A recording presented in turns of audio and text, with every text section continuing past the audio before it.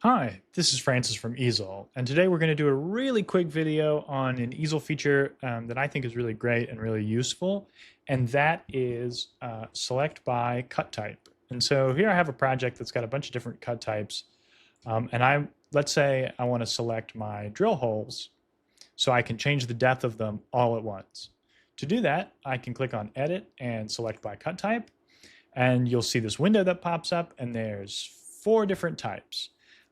Right here it says drill. If I select that, all of my drill holes get selected at the same time, and I can adjust the depth of those all at once. So they're all the same depth, and I don't have to worry about clicking on them and adjusting them manually.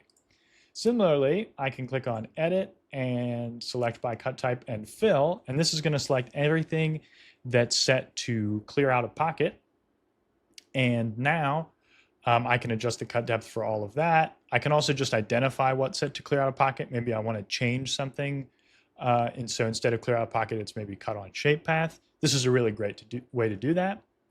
Another option here is if I click on edit and select by cut type, I can identify which one of my parts of my carve is the outline toolpath and what my outline bit is going to cut in Easel, and that's really useful.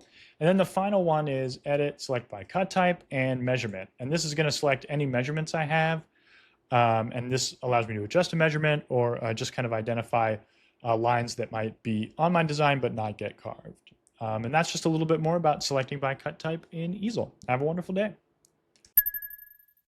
To learn more, head over to easel.com.